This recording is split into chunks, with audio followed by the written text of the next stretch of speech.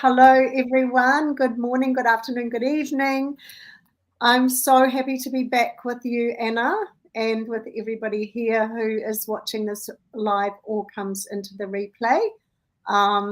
Thank you so much for joining us. And today we have a really interesting conversation with more on our subconscious, or I call it, being a master practitioner in hypnotherapy, NLP timeline therapy, I call it our unconscious mind. It's the same thing. And we've got some really good things to talk about. So I'm excited to be back with you, Anna, and to be able to hear your views as well on the subconscious mind, and how we learn, how we control it, how we master it to achieve what it is we want in life. So Anna, how are you today? Absolutely happy and wonderful, Karen, and it's so good to see you back. Once a month doesn't seem to be enough. We used to meet each other more often, and that's always uplifting. So I can't wait to see how this conversation turn out to be, and I'm so looking forward to it. So yeah, it's such a wonderful way to start a month and then keep that momentum going.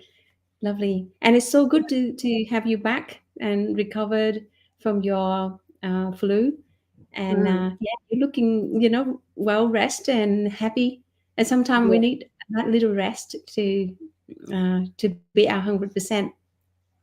Yeah, that's true, Anna. And I always think, and with my master coach Mary Morrissey and my life mastery training, she talks about how life happens for us and life happens through us. It doesn't happen to us. Most of us have that belief that things have happened to me. This happened to me and that happened to me, and I had no control over it. When in fact we really talk about how life happens for us and life happens through us. And actually, this is a great segue into the subconscious mind, because what many of us don't realize is that we are asking for virtually everything we get. Now, I'm not saying that we ask for a massive earthquake that happens to our country, or a hurricane or anything like that.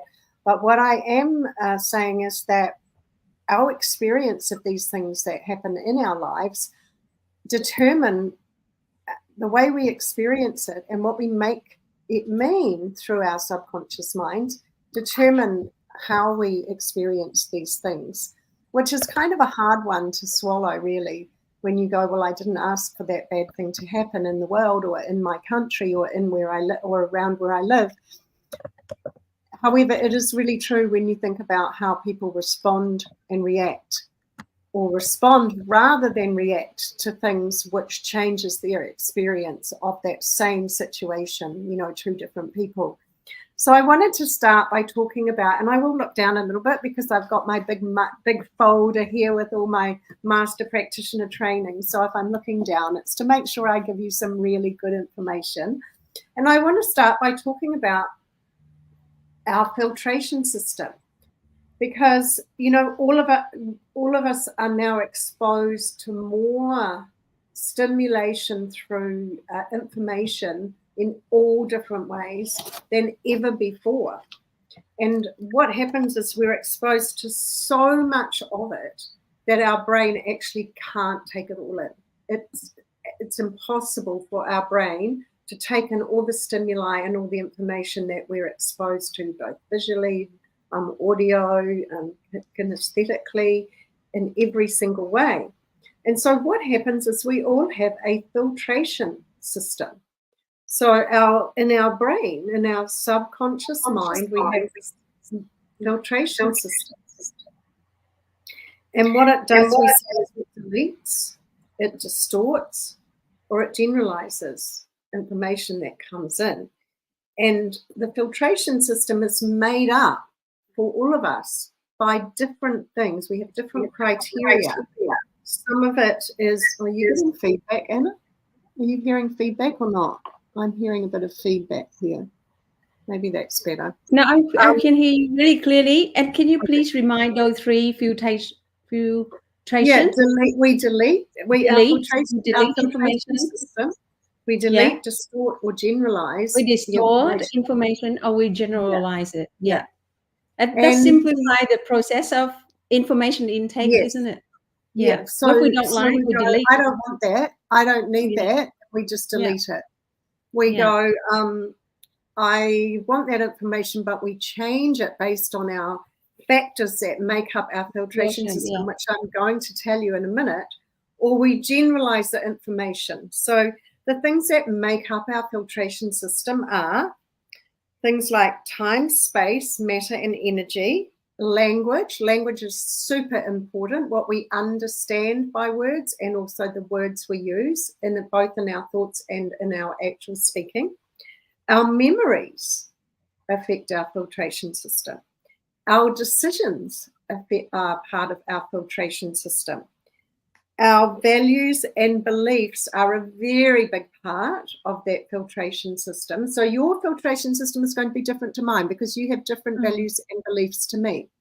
Yeah. And then our attitudes. And the other thing is meta programs, which is which I won't go into in detail at the moment. It's an NLP definition. However, what happens is all the information comes in. We use those things I've just listed to filter it. And then it goes out for us to create our own, or it goes slightly out, but it's still inside our mind, for us to create what we call our own internal representation.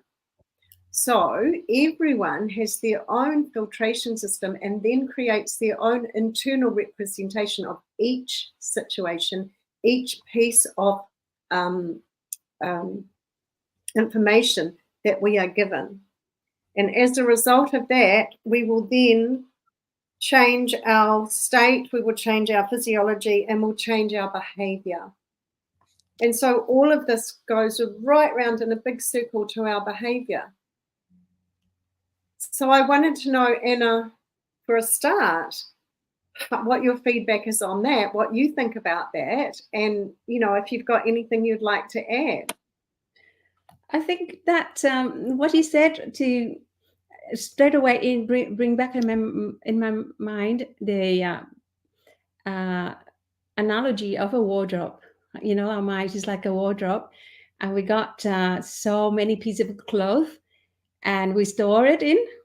And certain thing we don't like, we chuck it out. And certain thing we love, we put it in nice and beautiful, neatly fold, or put it in, proper set and place in the area where we can collect it and get it easily. And then we all may buy the same shirt, same pants, same jewelry, but the way we mix it will create a look that is so unique to you. We have, every year in the market, we get a lot of different clothes, but they're all generic. And in that season, we all bring home maybe similar pants, similar cut, flare or tied or whatever. And over the years, we collected different pair of pants, different colors, and somehow you match and you create the outfit that doesn't look like anybody else. And I think of what you said in terms of our language in our mind, the way we delete it or we distort it or we generalize it is very similar to that wardrobe. And I remember when I was trained in that NLP lesson, I came home and I decided to go through my wardrobe, and I realized there's so many things I never used, so many things I never touched, and a lot of things were crap, like rubbish that I collected to cover myself. In terms of like, I don't want to be seen.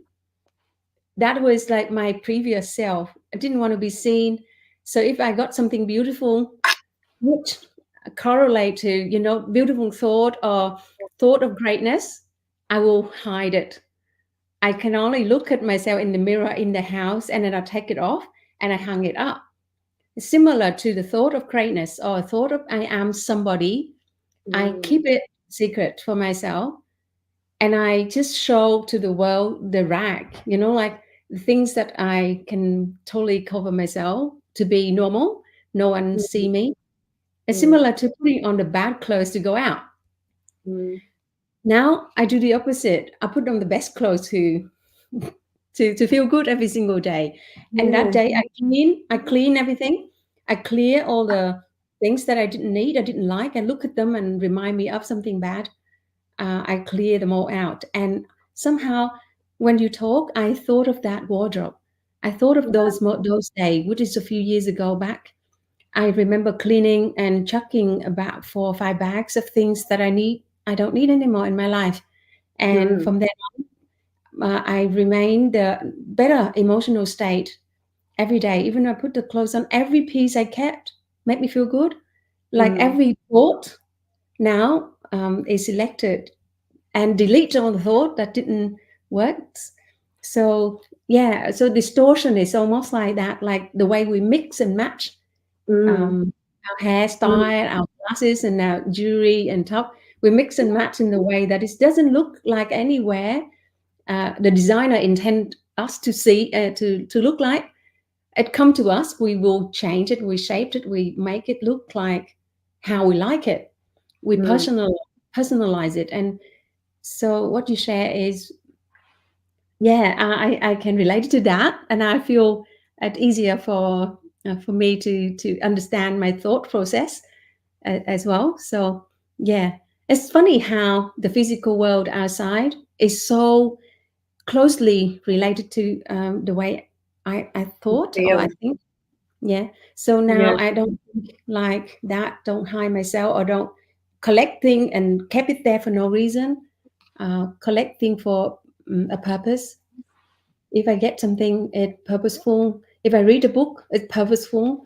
Connect with someone, it's purposeful. Yeah.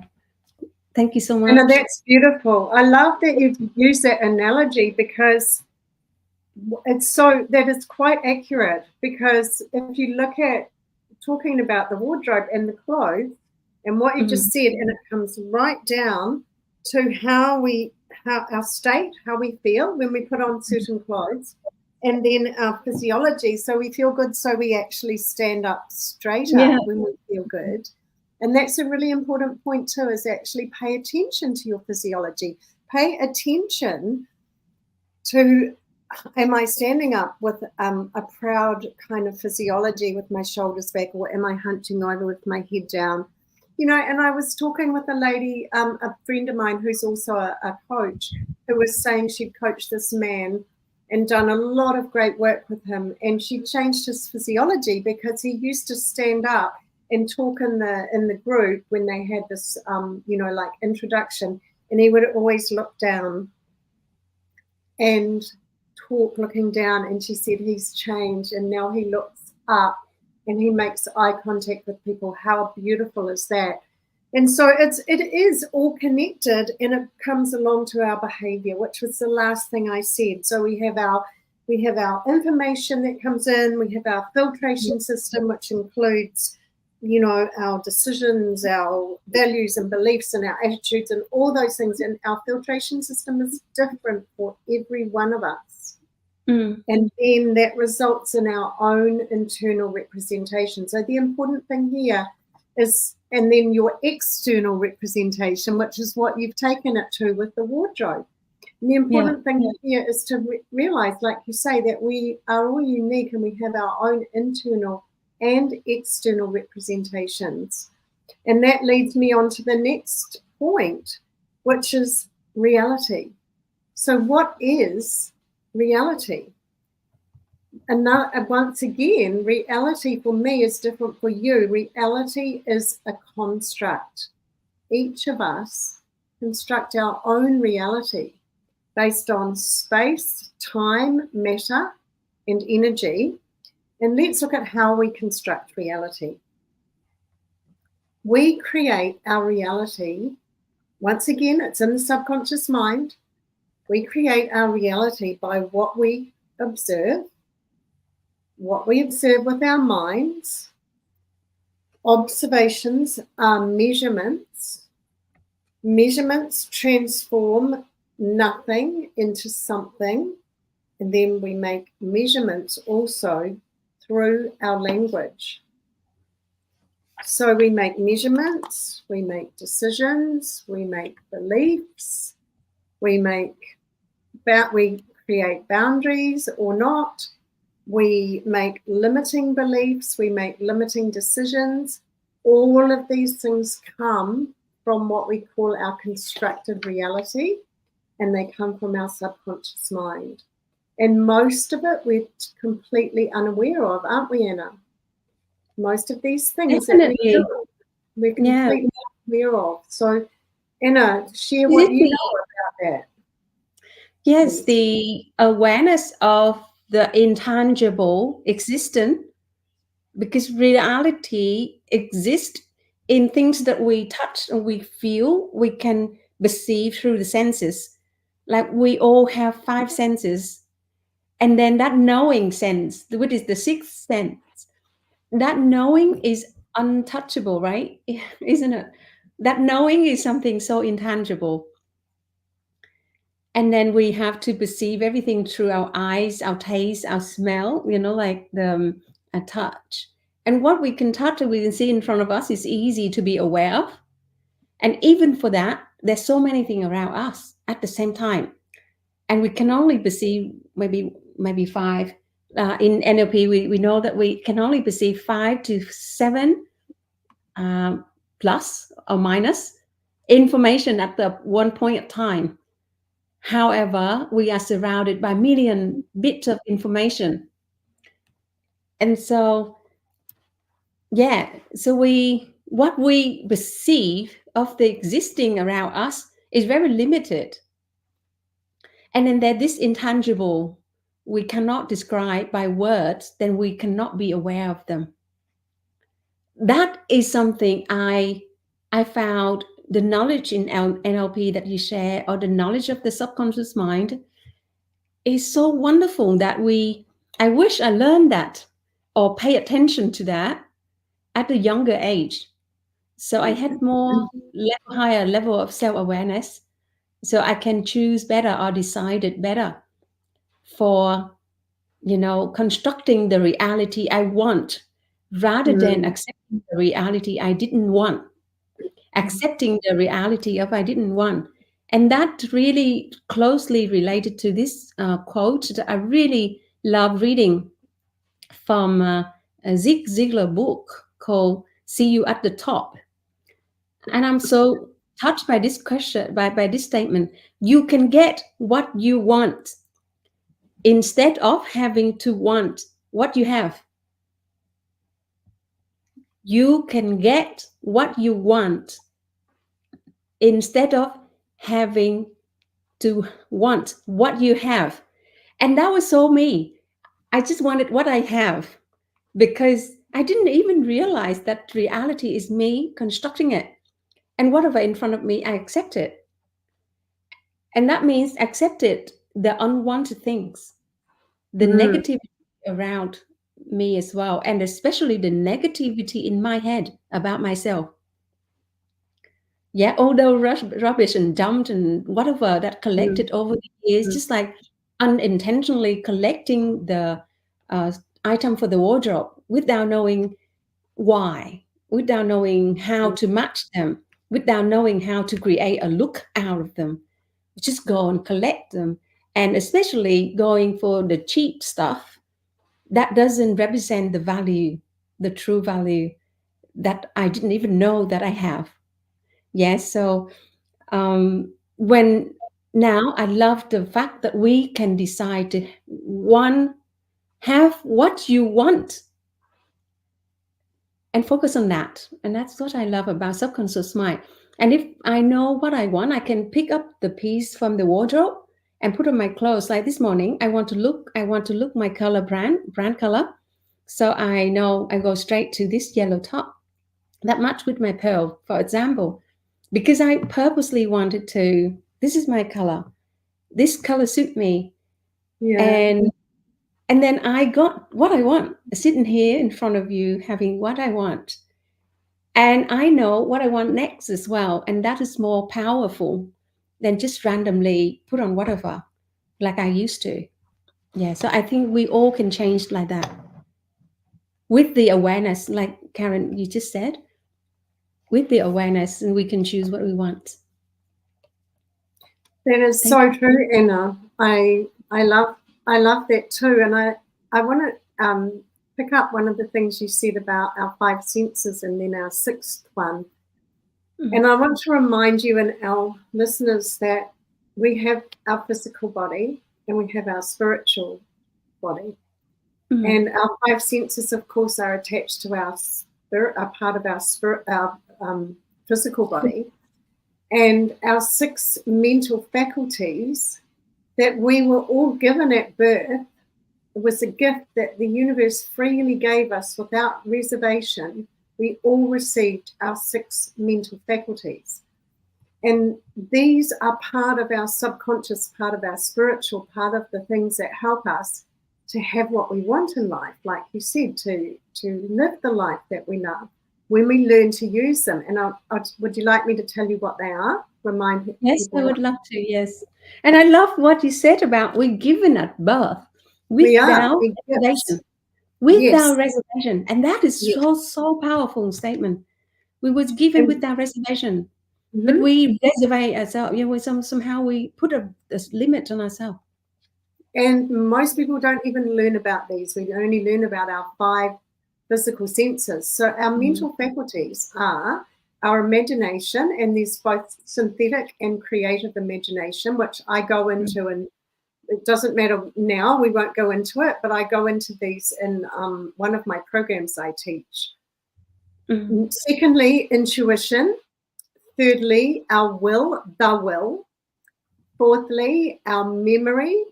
And we also have a past and a forward memory, as Alice refers to in, what was that? What's the one that Alice was in, the famous story? Alice in the Looking Glass, I think it is. 5th is reason, our ability to reason. And 6th is our perception. And all of these are gifts that we were given at birth, and all of them are part of our spiritual being and our subconscious minds, that when we learn how to use them, we learn how to use the universal laws and the powers of things like, we learn the powers of things like our subconscious mind to manifest what it is we want, what it is we would love in our lives, and to achieve those things. It's amazing. It's like magic when we learn them. So one of my favorite quotes about one of these is by, let me just find it here. Where's it from? Oh, Mahatma Gandhi. I think it was, and he said, sorry, I'm just trying to find the quote so I get it right. When you're finding, I just wanted to repeat what you just said about. Yeah.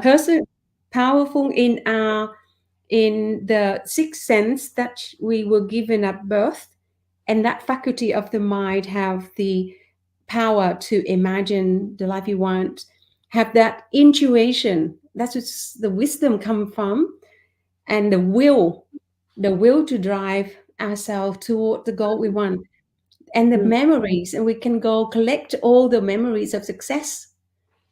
Past success is really powerful to dig up and use those memories for propelling us forward. And then the ability to reason, which human being has, which is so powerful, and the perception, collecting the perception that's from the lesson that serve us as well. So those 6 faculty of the mind that you just said are so powerful that we don't even know they exist in order to use them. So I'll just repeat back and reflect it back. I really love this simplicity that you lay out there, give people the simplicity of these function of the mind that we can use. Thank you. Thank you. And we say that the magic is in the metaphysical world because these are part of the metaphysical. And so the quote that I wanted is about your intuition, one of those mental faculties that you talked about, Anna, that you brought up just then. And as I say, we were given this at birth. And the quote is by Mahatma Gandhi, and it says, Mahatma Gandhi reminds us, and this is the quote, The voice for truth speaks to every person on the planet every single day. And that voice is as loud as our willingness to listen. This is our intuition. And I just Can you love repeat that? Can you repeat that, please? Yes. The voice for truth speaks to every person on the planet every single day. That voice is as loud as our willingness to listen. And this is our intuition. So learn to listen, and the voice of truth will guide you on the most beneficial, most rewarding path for you. It is so powerful. We are given this. Our intuition is talking with us. We are hearing, we have this voice in our heads, in our state, in our spiritual being all the time. However, the trick is to learn to listen to it and to learn to distinguish the difference between that voice of intuition, which is the voice of truth, as Mahatma Gandhi says, and the other voices that we have in our head that might be our itty-bitty shitty committee, our voices of doubt and fear and limiting beliefs and things, right? So it's a learning. It's like we have to build the muscle. We have to grow our muscle and build it to learn to differentiate and understand the difference between, and differentiate, as I said, the voice of truth, the voice of intuition, and those other voices that as humans we all get, we all hear. It's a human phenomena because of our beliefs and our belief systems and our upbringing and our values and all of that. We all hear those other voices, but they're not the voices of truth. They're the voices of doubt, and they're the voices of limitations. And so it's a big difference. So that program I teach is called Into Your Genius, and it's an amazing program on those 6 mental faculties in detail. So it's a beautiful opportunity to learn more about each one of these.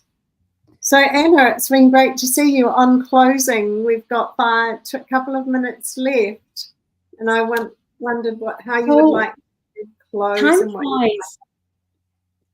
Time really flies when we have fun, and I take so many notes here about our, the mind is having a way to collect, delete information, destroy information, generalize information, and then we talk about the 6th faculty of the mind that given at birth with our reservations. So we could use them for to purposefully so that we can achieve our goal.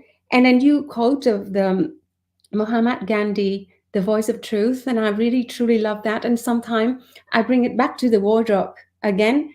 That voice need to have room to go through, and sometimes we need to declutter, clean the wardrobe, get rid of all the stuff that we don't want anymore, we don't like anymore. And sometimes we can start with the physical world in order to change the intangible inner world. This could be like that. For the voice of truth to go through our mind, sometimes we need to declutter. We have to get rid of all the rubbish that we've been collecting over time. And I didn't know why. I didn't know why I did that. Keep folding all of these rubbish clothes that I didn't even appreciate, but keep washing them, folding them every single day and put them in the corner.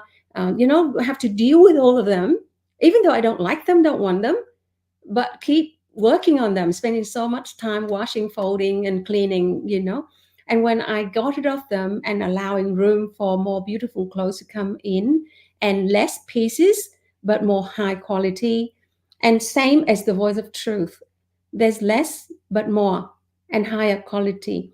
So sometimes we need to declutter, get rid of the doubt, let go of the fear, allow room for the voice of truth to go through, and then we can hear. So I love that. Perhaps if I can, I would like to read this quote as well. I'm from Zig Ziglar book again. He said this, and it's so powerful. And I wanted to keep the note in front of me every single day to remind myself that you are designed for accomplishment, engineered for success, and endowed with the seed of greatness. Yeah. So can you say it again, Anna? Can you say it again? You are designed for accomplishment, engineered for success, and endowed with the seed of greatness. That's great. This is not my word, but I borrow the word of someone who had humble beginnings, but he decided to become someone, and he ended up serving the world in such a big capacity. And I use this word to keep pouring into my mind so that I want to accomplish great things in this life for whatever years I have left. And I believe I'm engineered for success and endowed with the seed of greatness. I keep saying that until the belief my belief. Yeah. So I would like to share that quote. Thank you, Anna. Thank you. Thank you. That's a beautiful quote, and it's so true. And most of us don't believe it. Most of us don't even hear that. And then, you know, it made me think when you were talking about the wardrobe and things, that how important it is to make sure that we're not saying bad things to ourselves about how we look. And to notice, you know, if we look in the mirror, and it doesn't matter, maybe we're bigger than we want to be, or maybe we don't have the hair that we think we want, or, you know, there's something we think we don't like about ourselves. And so we look in the mirror and we actually have those thoughts. And it's important to notice, well, I'm not speaking nicely about myself to myself. I'm not thinking nicely. And, you know, a start is a great way, like you say, is having beautiful clothes that you feel good in and you put on, and then making sure that we go to that mirror and we actually give ourselves a compliment instead of saying something awful, even if it's only in our head. Our subconscious or unconscious mind believes everything we tell it. So if we say, I look horrible, it believes that we look horrible. If we say that I'm too fat, it believes that I'm too fat. And so it's really, really important to notice what kind of messages we're sending ourselves and to change it, because there are always other things we can say that are nice about ourselves, either in our heads or in, you know, really speaking it. And these are ways that we change our outcomes. These are ways that we harness the power, and that's what I promised when I put this up, that we would learn some ways to harness the power of our subconscious mind. And you've given us some wonderful quotes and some wonderful insights into how to do that too, Anna. So thank you. I hope it's been helpful for everybody who watches this or watches the replay, who's watching this or watches the replay. Thank you once again, Anna, for joining us. And I think you said that next month you're not going to be able to make it.